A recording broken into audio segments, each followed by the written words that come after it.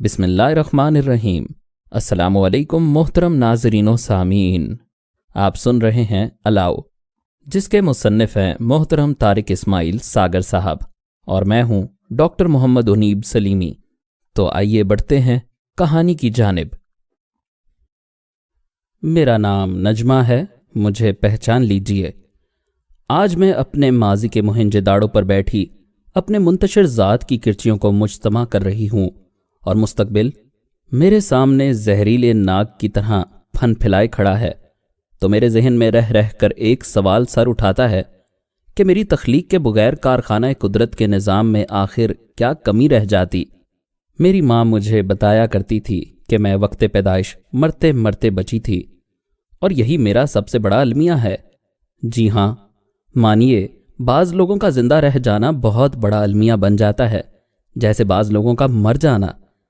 یہ جو مر مر کر جینا ہوتا ہے نا، اس سے ایک دفعہ مر جانا بہتر نہیں ہوتا کیا؟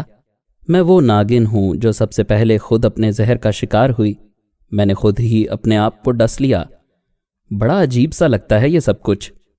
آج جب موت کی شاہراہ پر کھڑی میں آپ سے مخاطب ہوں، تو اصل میں آپ کو یہی بتانے جا رہی ہوں کہ سانپ ہی اپنے نوزائیدہ بچوں کو نہیں کاٹتا، انسان بھی اپنے آپ کو ڈس لیتا اور شیطان بن کر اپنی ذات میں زندہ رہتا ہے۔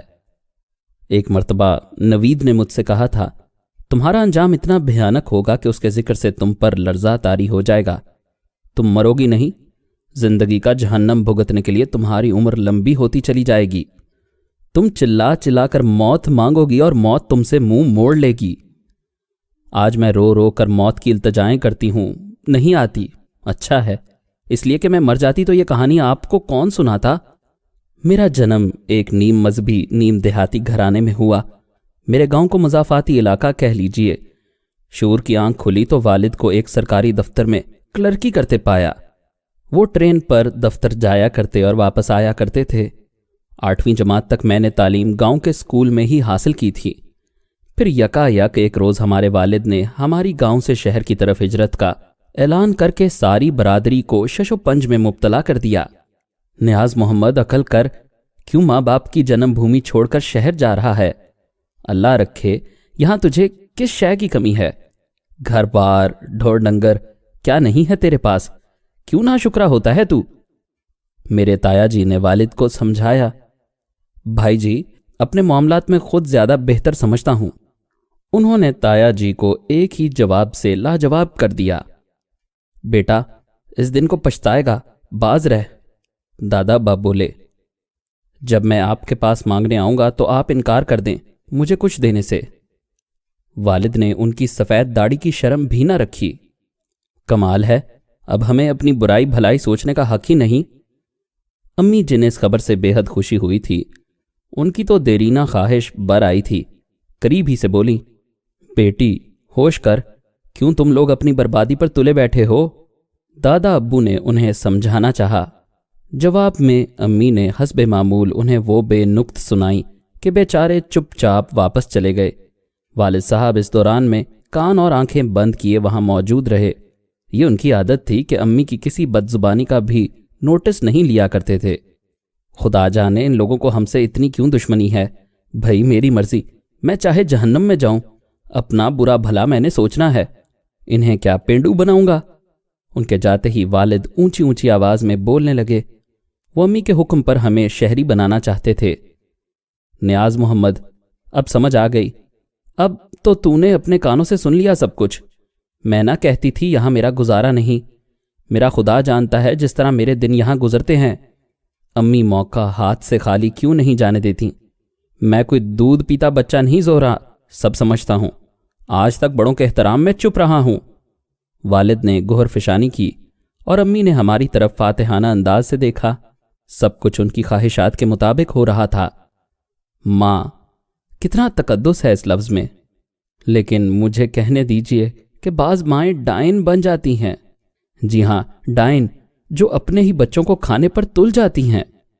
زندگی نے مجھے بہت کچھ لکھا پڑھا دیا ہے، تجربے سے میں نے بڑا گیان حاصل کیا ہے۔ میں جانتی ہوں عورت تخلیق کرتی ہے، یہ خدائی صفت ہے، لیکن جب خالق ہی اپنی تخلیق کو ڈس لے، اس کی رگوں میں خون کی بجائے زہر بھر دے، پھر اسے کیا کہا جائے؟ میں نے ہمیشہ اپنی ماں کو اپنے دادا ابو، دادی مرحومہ اور خاندان کے دوسرے افراد سے لڑتے جھگڑتے دیکھا ہے۔ خدا جانے وہ کون سی بدقسمت گھڑی تھی جب میرے والد کی آنکھ ان سے لڑی اور آپس کے تعلقات کا نتیجہ شادی کی شکل میں ظاہر ہوا۔ یہ شادی میرے والد نے سارے خاندان کی مخالفت مول لے کر کی تھی۔ اس کی وجہ یہ نہیں تھی کہ وہ لوگ خاندان سے باہر یا اپنی مرضی کی شادی کے مخالف تھے، بلکہ حقیقت یہ تھی کہ میرے تایا ابو میری امی کے خاندان سے واقف تھے۔ ایسے مہذب، آبرو باختہ گھرانے بڑے شہروں میں عموماً پائے جاتے ہیں جو اپنے ماتھے پر شرافت کا لیبل لگا کر اندرون خانہ ہر بے حیائی روا رکھتے ہیں۔ میری ماں کا تعلق بھی ایک ایسے ہی مہذب گھرانے سے تھا، اور ہماری بدقسمتی کے ابو سے وہ اچانک ٹکرا گئیں۔ والد ایسے سرکاری محکمے میں ملازم تھے جہاں زیادہ تر عوام سے واسطہ رہتا تھا۔ پہلی ہی نظر میں امی نے اندازہ لگا لیا ہوگا کہ آدمی کام کا ہے۔ ان کی پہلی ہی گرفت اتنی مضبوط تھی کہ پھر کبھی والد اس شکنجے سے نہ نکل سکے۔ دیہاتیوں کو عموماً بے وقوف سمجھا جاتا ہے، خدا جانے اس میں حقیقت کتنی ہے، لیکن میرے والد ضرور بے وقوف تھے کہ والدہ کی خواہشوں کے سامنے سر جھکاتے ہی چلے گئے۔ شادی کے فوراً بعد انہوں نے رشوت لینی شروع کر دی تھی۔ یہ نیک مشورہ بھی والدہ ہی نے انہیں دیا تھا، جس پر والد صاحب نے آنکھیں بند کر کے عمل کیا اور اپنی خاندانی شرافت کو داؤ پر لگا کر جی جان سے اس دھندے سے لو لگا لی۔ جب حرام گھر میں آنے لگا تو حلال کھانے والوں کو ناگوار گزرا۔ انہوں نے والد کو سمجھانا چاہا اور امی کی دشمنی مول لے لی۔ امی کے لیے حلال حرام کوئی اہمیت نہیں رکھتے تھے، انہیں صرف پیسہ چاہیے تھا۔ وہ جیسے بھی اور جہاں سے بھی آئے، اور یہی فلسفہ انہوں نے ابو کے دل و دماغ میں ٹھونس رکھا تھا۔ کہنے والے کہتے تھے کہ میری دادی بیٹے کے غم میں مر گئی تھیں۔ وہ بیچاری سیدھی سادی اگلے زمانے کی عورت تھی۔ بیٹے کے کرتوت ان کے علم میں آئے تو پہلے اسے زبان سے سمجھاتی رہیں، پھر ناراضگی کا اظہار کیا، اور جب کسی طرح بھٹکا ہوا بیٹا راہ راست پر نہ آیا تو اپنی شکست تسلیم کر لی، اور ایک روز چپ چاپ آنکھیں موند کر جو سوئیں تو پھر کبھی نہ اٹھیں۔ سارا محلہ ان کی موت پر سسکیاں لے کر رو رہا تھا۔ جانے کتنوں کے لیے وہ ابر رحمت تھیں، جانے کتنے تھے جو ان کے سائے میں پناہ لیے ہوئے تھے۔ میں بھی ان میں سے ایک تھی۔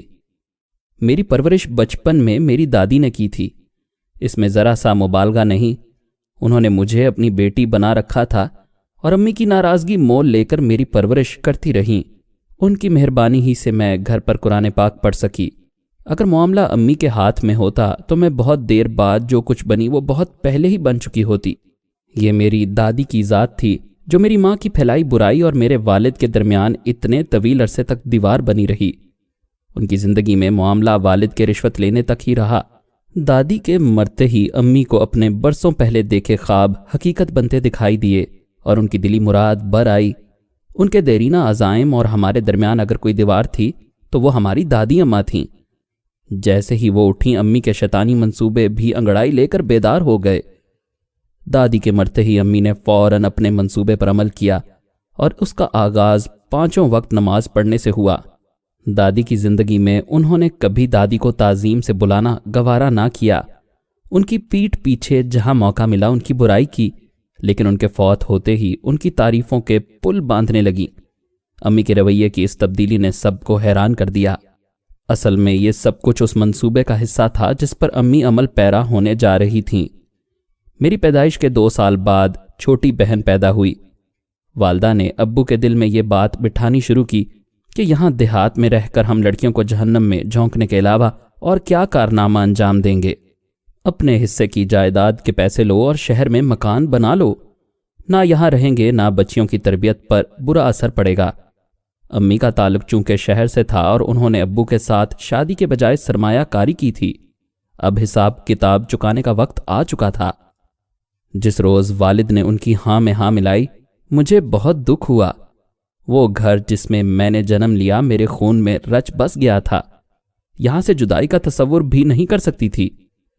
جب کبھی ایک آدھ دن مجھے شہر جا کر ننیال میں رہنا پڑتا، میں مصیبت میں پھنس جاتی اور اپنی نانی سے بضد ہوتی کہ مجھے واپس گھر پہنچاؤ۔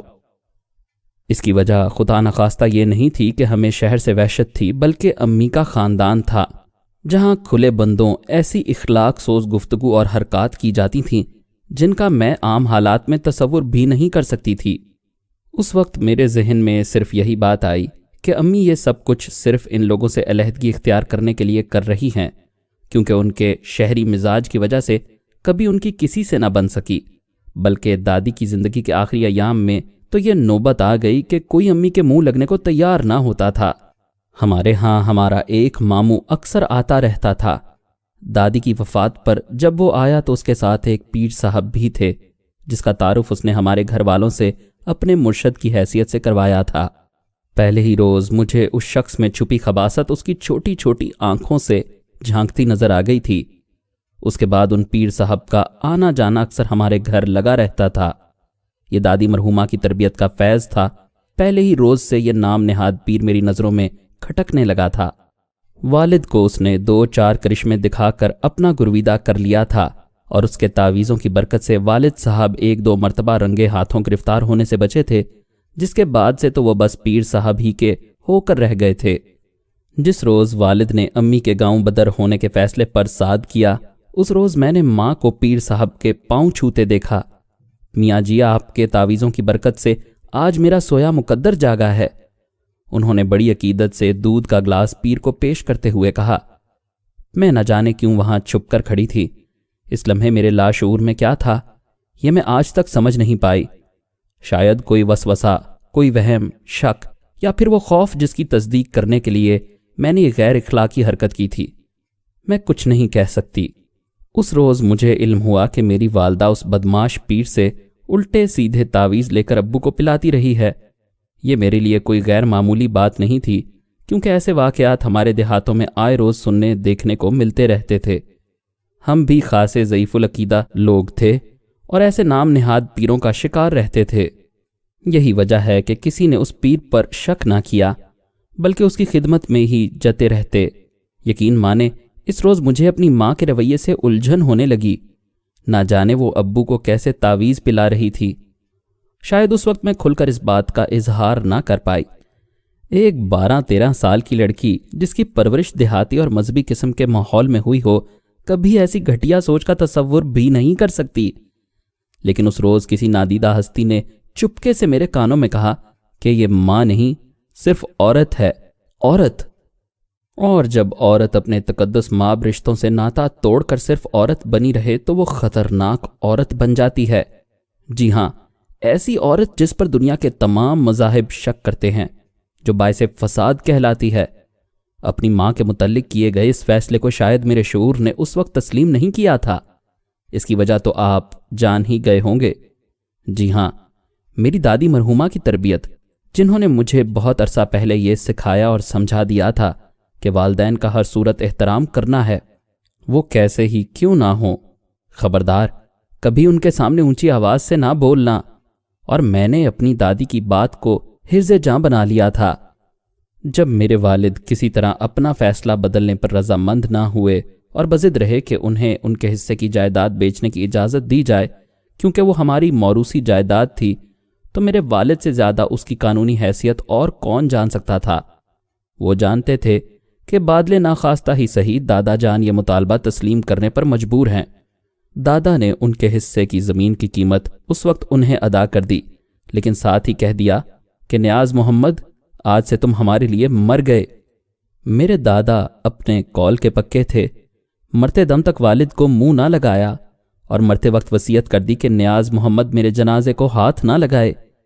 ان کا یہ فیصلہ غلط تھا یا صحیح، اس کا فیصلہ تو میں نہیں کر پائی، لیکن ان کے صدق کو سلام کہ اپنے قول سے نہ پھرے۔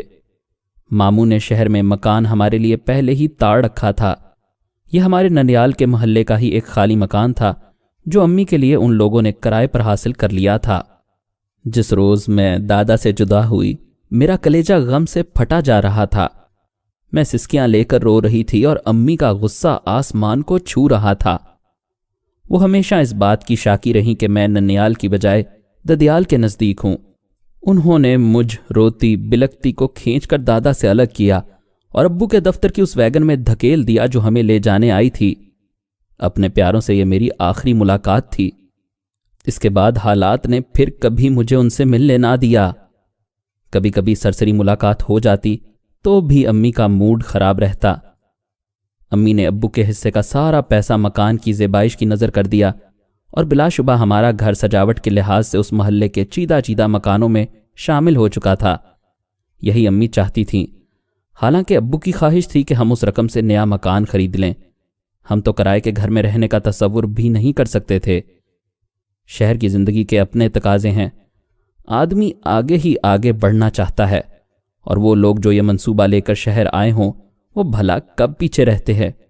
वालदा साहिबा की नमाजें कम होते होते बिलाखिर ख़त्म हो गईं। सफ़ेद से काला बुरका, फिर चादर, आंखों पर उन्होंने सुनहरी फ्रेम का खूबसूरत सा चश्मा सजा लिया, और देखते ही देखते उनकी काया ऐसी पलटी कि वो हमारी माँ की बजाय बहन दिखाई देने लगीं।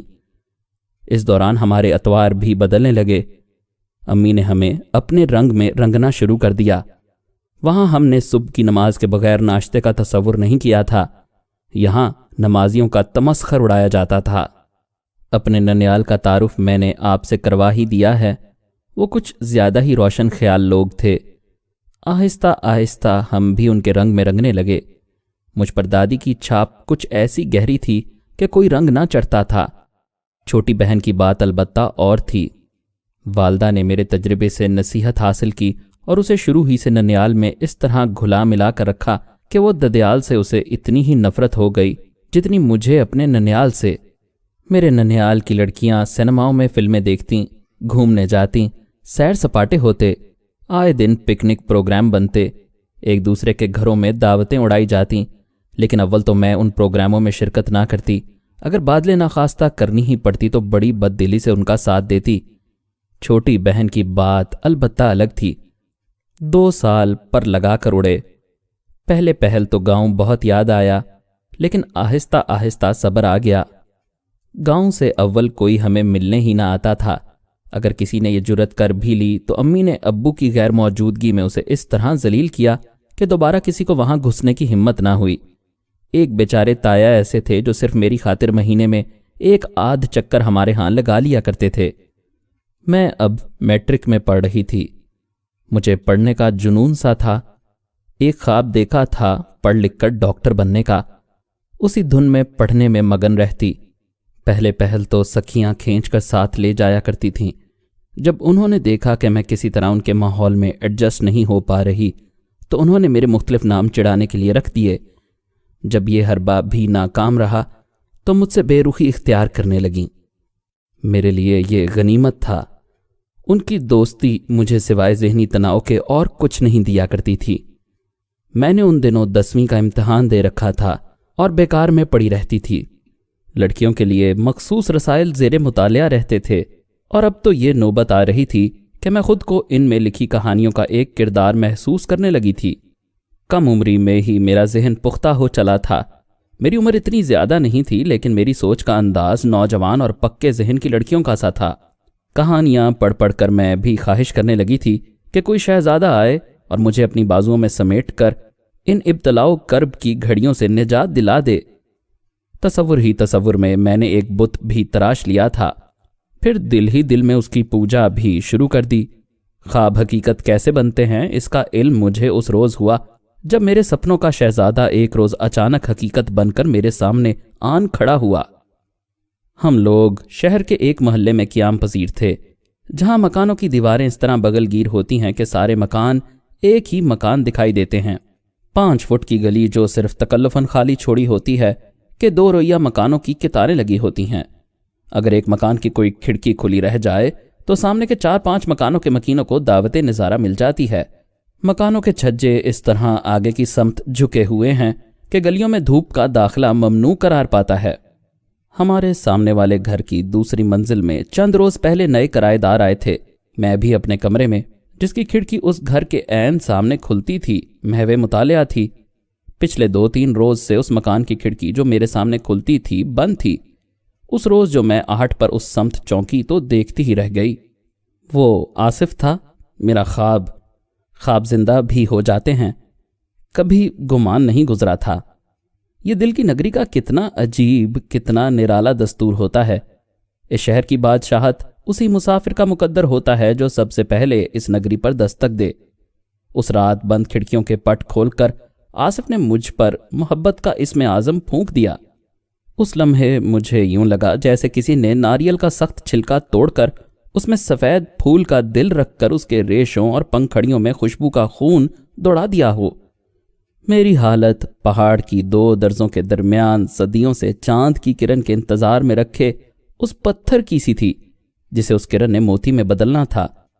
چاند طلوع ہو چکا تھا، کرنوں نے ایک مخصوص زاویے سے پتھر پر نچھاور ہو کر اسے موتی بنا دیا تھا۔ ہمالیہ کی سنگلاخ چٹان سے ٹیک لگا کر جدائی کے گیت گاتی دیوداسی کا پردیسی لوٹ آیا تھا۔ میرے ہاتھ میں پڑے رسالے کی کہانیوں کے تمام ہیروز نے آصف کا روپ دھار لیا اور تمام ہیروئنز نجمہ بن گئیں۔ یہی تو تھا وہ جس نے ظلم کی چکی میں پستی یتیم ہیروئن کو بھری برادری میں اپنا بنانے کا اعلان کیا تھا۔ اسی نے بدقسمت اور معاشرے کی ستائی ہوئی لڑکی کو بڑھ کر گلے لگایا تھا۔ وہ جس نے غریب پھول چننے والی پہاڑن کے گیتوں کو زندگی بخشی تھی، یہی تو تھا۔ میں نے اسے دیکھا اور دیکھتی رہ گئی۔ پھر حجاب آڑے آیا اور میری نظریں خود بخود جھک کر میرے دامن سے الجھنے لگیں، جہاں دل کی بے قابو دھڑکنوں نے ہلچل مچا رکھی تھی۔ دوبارہ جب میں نے کنکھیوں سے اس سمت دیکھا تو وہ بھی میری طرف دیکھ رہا تھا۔ ہم دونوں نے ہی اصل میں اس لمحے ایک دوسرے کا چور پکڑ لیا تھا۔ امی اور چھوٹی بہن عابدہ دونوں کسی کے ہاں ختم پر گئی ہوئی تھیں۔ ایسے ختم اور مولود شریف اکثر ہمارے گھر میں برپا رہتے تھے۔ مجھے علم تھا کہ شام سے پہلے ان کی واپسی ممکن نہیں، لیکن پھر بھی میرے اندر کا چور مطمئن نہیں تھا۔ اسی چور کے ہاتھوں مجبور ہو کر میں کنکھیوں سے اپنے خوابوں کے شہزادے کو دیکھتی اٹھی اور دوسرے کمرے میں چلی گئی تاکہ امی اور عابدہ کی غیر موجودگی کا اطمینان کراؤں۔ جاتے وقت جس مونڈھے پر میں بیٹھی تھی، ہاتھ میں پکڑا رسالہ کھول کر رکھائی تھی، جس بات کا اشارہ تھا کہ میں پھر لوٹ آؤں گی۔ کتنی معصوم ہوتی ہیں ابتدائی محبتیں، جانے کون سیدھی سادی لڑکیوں کو دنیا والوں کی نظروں سے بچنے کے بہانے جذبات کا اظہار کرنے کی گونگی زبان سے آشنائی بہم پہنچا دیتا ہے۔ شاید محبت اپنی حفاظت کا ڈھنگ بھی جانتی ہے۔ جب یہ جذبہ کسی معصوم دل پر گرفت کرتا ہے تو حاسد طاقتوں سے محفوظ رہنے کے گر بھی اسے ساتھ ہی سکھا دیتا ہے۔ شاید نچلی منزل کے باہری دروازے تک جا کر میں پلٹ آئی اور دوبارہ اسی مونڈھے پر بیٹھ گئی۔ آصف بھی ہیلے بہانوں سے وہیں موجود تھا۔ ہم دونوں جانے کب تک وہاں بیٹھے ایک دوسرے کو بے قابو دھڑکنوں اور چور آنکھوں سے دیکھتے رہے، جب اچانک وہ کسی کے بلانے پر نیچے چلا گیا۔ جانے سے پہلے اس نے عجیب سی حرکت کی تھی۔ اس نے جاتے جاتے اچانک مڑ کر اپنے ماتھے تک ہاتھ لے جا کر مجھے سلام کیا اور بھاگ گیا۔ میرے وجود کے سارے تار یکدم جھنجھنا اٹھے۔ سخت سردیوں میں بھی پسینے سے میری ہتھیلیاں بھیگنے لگیں۔ ایک بے نام سا نشہ مجھے مدہوش کرنے لگا۔ نہ جانے کتنی دیر تک میں ٹکٹکی لگائے اس کی منتظر رہی، لیکن مسافر نہ پلٹا تو عجیب سوگوار کیفیت لے کر اٹھی اور دوسرے کمرے میں بچھے بستر پر گر کر اپنی بے قابو دھڑکنوں کا شمار کرنے لگی۔ ایک بے نام سا گداز میرے رگو پے میں سرایت کر گیا۔ اس روز مجھ پر انکشاف ہوا کہ رسالوں میں لکھی جانے والی محبت کی ساری کہانیاں سچی ہوتی ہیں۔ ہر ہیروئن کا نام نجمہ اور ہر ہیرو کا نام آصف ہے۔ شام کو جب والدہ اور عابدہ واپس پلٹیں تو میرے پاؤں زمین پر نہ ٹکتے تھے اور دل تو جیسے سینے کا پنجرا توڑ کر باہر آنے کے لیے پھڑپھڑا رہا تھا۔ کیا دیکھ لیا ہے؟ والدہ نے طنزیہ انداز میں کہا۔ میں اس کے سوال پر کچھ گڑبڑا سی گئی۔ کمال ہے، تمہارے چہرے پر مسکراہٹ، ہونٹوں پر ہنسی۔ عابدہ نے والدہ کی ہمنوائی کی اور طنزیہ ہنسنے لگی۔ اس میں ہنسنے کی کیا بات ہے؟ میں نے غصے سے کہا۔ ہنسنا اور مسکرانا کیا ممنوع ہے؟ وہ بولی۔ ہر وقت دانت نکالنا مجھے اچھا نہیں لگتا عابدہ۔ میں نے سنجیدگی اختیار کرنی چاہی کہ کہیں وہ میرے دل کا چور پکڑ نہ لے۔ ویسے ہے ضرور کوئی بات۔ عابدہ شرارت سے مسکرائی اور میں سہم کر رہ گئی۔ خدایا، ابھی تو آغاز نہیں ہوا، تمہید ہی بندی ہے۔ ابھی سے اگر یہ راز تش تش بام ہو گیا تو قیامت آ جائے گی۔ تمہارا تو دماغ خراب ہے، میری ہر بات پر خامخواہ شک کرنے لگتی ہو۔ میں نے اپنی دانست میں اسے ڈانٹا ہی تھا۔ یہ الگ بات ہے کہ خود مجھے اپنی آواز کھوکھلی اور لہجہ मसनूई सा लग रहा था। तो इसका मतलब है, आबदा ने कुछ कहना चाहा, लेकिन मैंने तेजी से उसकी बात काट दी। क्या मतलब है? चलो, हमें पता तो चल ही जाएगा, उसने बड़े अजीब से लहजे में कहा। बेवकूफ, मुझे तो एक कहानी पढ़कर बार बार हंसी आ रही है। जाने कैसे मुझे ये झूठ सूझ गया और आबदा ने यकीन कर लिया। उसे मेरे मुताले की आदत का इल्म था। ज्यादा ना हंसना शुरू कर देना, कहीं तुम्हें पागल खाने ही ना भेजना पड़े। उसने तंजिया लुकमा दिया और वहां से चली गई। रात को जब मैं अपने बिस्तर पर लेटी तो दिन के वाकयात ने जो जहन से चिपक रहे थे खुद को दोहराना शुरू कर दिया। सख्त सर्दी की वजह से कमरों के दरवाजे और खिड़कियां बंद करके लोगों ने हस्बे तौफीक कमरों में हीटर जला रखे या कोयले की अंगीठियां दहका रखी थीं। उस सर्दी के आलम में भी मुझे अपनी आंखें और माथा सुलगते हुए महसूस हो रहे थे। जिस्म में हल्का हल्का दर्द हलकोरे लेने लगा। पलकें बोझल हो चली थीं। रात देर गए तक मैं करवटें बदलती रही। ख्यालात के गर्दाब से निकलने के लिए जब किसी रिसाले को हाथ लगाती तो अल्फाज धुंधला जाते और उनमें से एक तशबीह उभर कर सामने आ जाती, और वो थी आसिफ की शबीह। अम्मी और अब्बू तो निचले कमरे में और आबदा दूसरे कमरे में सोती थी। यह छोटा सा कमरा मेरे तसर्रुफ ही में रहता था। मैंने लाइट ऑफ कर दी कि इसी बहाने नींद की देवी मुझ पर मेहरबान हो जाए, लेकिन नींद कहाँ। अब तो मेरे लिहाफ में रखे पाँव भी जलने लगे थे। मैंने पाँव लिहाफ से बाहर निकाल लिए, फिर भी घबराहट कम ना हुई तो लिहाफ उतार कर एक तरफ रख दिया। तपिश से मेरा हलक प्यास के मारे सूखने लगा था। मैंने उठकर पानी का ग्लास पिया और लंबे पाँव फर्श पर टिकाकर चारपाई पर बैठ रही कि इसी तरह कुछ सुकून नसीब हो जाए। जब किसी तरह नींद की देवी ना मानी तो मैंने उठकर खिड़की खोल दी। बाहर गली के एक कोने में लगे पोल से फांसी पर लटके बल्ब की जर्द रोशनी दीवारों से सर टकरा रही थी। मेरी नजरें बेख्तियार सामने गईं। खिड़की बंद थी। मैं अपने कमरे की खिड़की में लगी सलाखों से चेहरा टिकाए बाहर झांकने लगी। लोहे की ठंडी सलाखों से चेहरा लगा तो यूं महसूस हुआ जैसे किसी ने जलती आग पर पानी फेंक दिया हो। मुझे खासा सुकून महसूस होने लगा था। जी चाहता था उसी तरह सलाखों से चेहरे को लगाए बैठी रहूं, जब अचानक ही मुझे वहां से हट जाना पड़ा। जी हां, बात ही कुछ ऐसी थी। सामने वाले पट वाह हुए और उनके पीछे से आसिफ का चेहरा बरामद हुआ। गली में फैली पीले रंग की मुर्दा रोशनी उसके कमरे में घुस गई। मेरी आंखों की पुतलियों ने जुम्बिश करना बंद कर दिया और मैं पथराई नजरों से उसे देखने लगी। उफ मेरे खुदाया, आसिफ भी उसी आग में फुक रहा है जिसका ईंधन मैं बनी हुई हूं, मैंने सोचा। मेरे पांव अचानक सुन होकर अपनी जगह जम गए थे। चंद मिनट पहले तक झुलसता हुआ वजूद मुझे अब बहरे मुंजमद में फंसा नजर आ रहा था। किसी ने मेरे पांव बर्फ में गाड़ दिए थे और पांव में सुलगते अंगारे अब माथे में इकट्ठे होने लगे थे। मैंने चाहा यही था कि यहां से हट जाऊं, लेकिन जमीन ने जैसे मेरे पांव पकड़ लिए। आसिफ भी यकीनन इसी कैफियत का शिकार था। वो भी पहले मेरी तरह हैरत से मेरी तरफ देखता रहा। एक फीकी सी मुस्कुराहट उसके होंठों पर तड़पी और उसने सुबह वाली हरकत दोहरा दी। मुझे यूं लगा जैसे उसका दायां हाथ किसी मकनातीसी अमल के ताबे होकर उठा और उसके माथे से जा लगा था। मुझ पर सुबह की तरह फिर घबराहट का दौरा पड़ा। बेचैन होकर मैंने खिड़की बंद कर दी। खिड़की की चिटकनी चढ़ाकर मैं उसे पीठ जोड़कर खड़ी हो गई और इस तरह हाँपने लगी जैसे सैकड़ों मील की मुसाफत प्यादा पा तय करके आ रही हूं। खिड़की के साथ पीठ जोड़कर खड़े होते हुए भी ये एहसास हो रहा था कि जैसे उसकी खूबसूरत और सुर्ख आंखों में से बर्की लहरें निकलकर मेरे जिस्म को छीदने लगी हैं। खिड़की से चारपाई तक का सफर मैंने डगमगाते कदमों से तय किया। फिर मैं बेसुध होकर बिस्तर पर जा गिरी।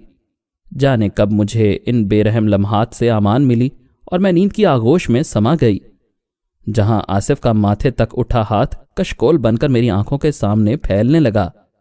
वो मुझ नाकस से किस शय की भीख मांग रहा था?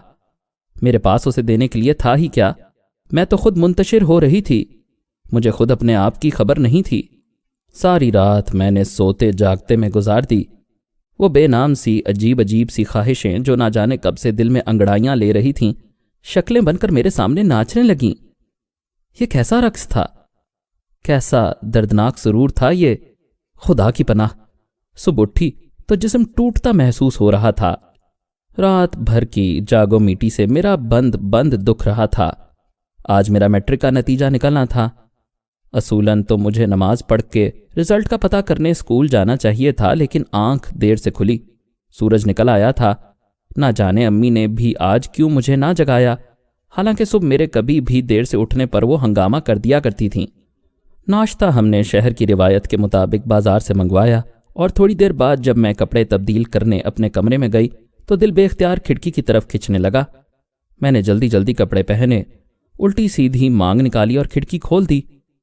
آصف کی کھڑکی کے پٹ کھلے تھے، لیکن سامنے کوئی نظر نہیں آ رہا تھا۔ مجھے دکھ سا ہوا۔ 2-3 منٹ میں نے مختلف بہانوں سے کھڑکی کے سامنے گزار دیے۔ جب مراد بر آتی نظر نہ آئی تو میں اسکول کے لیے چل دی۔ سیڑھیوں میں پہنچ کر یاد آیا کہ پرس کمرے میں رہ گیا ہے۔ اس مرتبہ جب پرس اٹھانے گئی تو دل دھک سے رہ گیا۔ کھڑکی کی سلاخوں سے لگا آصف میرے کمرے میں جھانک رہا تھا۔ رات کی طرح زمین نے ایک مرتبہ پھر میرے پاؤں پکڑ لیے۔ مجھے کچھ اور تو نہ سوجھا، دیوار کی طرف منہ کر کے دوپٹے کا پلو مروڑنے لگی، لیکن کنکھیوں سے میں اس کو دیکھتی رہی۔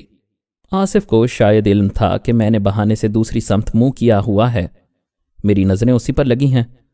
اس نے وہی حرکت دہرائی اور ہاتھ اٹھا کر ماتھے تک لے گیا۔ ہمارے درمیان فاصلہ اتنا کم تھا کہ میں اس کی آنکھوں کی حرکت بھی نوٹ کر رہی تھی۔ اس لمحے میرا جی بے اختیار اس شخص کے حضور نذرانہ عقیدت پیش کرنے لگا جس نے اظہار محبت کے لیے سلام کرنے کا یہ طریقہ ایجاد کیا ہوگا۔ شاید اپنے کسی لاشعوری فعل کے تابع میرا ہاتھ بھی بے اختیار سر کے بالوں سے چھو گیا۔ یہ سب کچھ ایک بے خودی کی سی حالت میں مجھ سے سرزد ہوا۔ جب مجھے اپنی اس معصوم غلطی کا احساس ہوا تو گھبراہٹ اور شرم کے مارے میں بے حال ہونے لگی۔ سینے کے پنجرے میں دل کا پنچھی بری طرح پھڑپھڑا رہا تھا۔ میں بڑی تیزی سے اپنی جگہ سے ہٹی۔ مڑتے ہوئے میں نے بھرپور نظروں سے اسے دیکھا۔ ہماری آنکھیں پوری آگہی کے ساتھ ایک دوسرے سے ٹکرائیں۔ خوشی سے ہم دونوں کے چہرے ہی گلناز ہو رہے تھے۔ کمرے سے میں قریباً بھاگتی ہوئی سیڑھیوں تک پہنچی۔ میری حالت اس چور کی سی تھی جسے ہر لمحے پکڑے جانے کا دھڑکا لگا رہتا ہے۔ جلدی واپس آنا، ہم نے میاں جی کے گھر مولود شریف پر جانا ہے، امی نے رسوئی سے بیٹھے بیٹھے آواز لگائی۔ اچھا امی، بمشکل میں نے کہا۔ مزید اقساط سننے کے لیے ہمارے چینل کو سبسکرائب کریں اور بیل آئیکن کو کلک کریں تاکہ آپ کو ہماری نئی ویڈیوز کے متعلق نوٹیفیکیشنز ملتی رہیں۔ ہماری ویڈیوز کو لائک اور شیئر کریں اور کمنٹ سیکشن میں ہمیں اپنی رائے سے آگے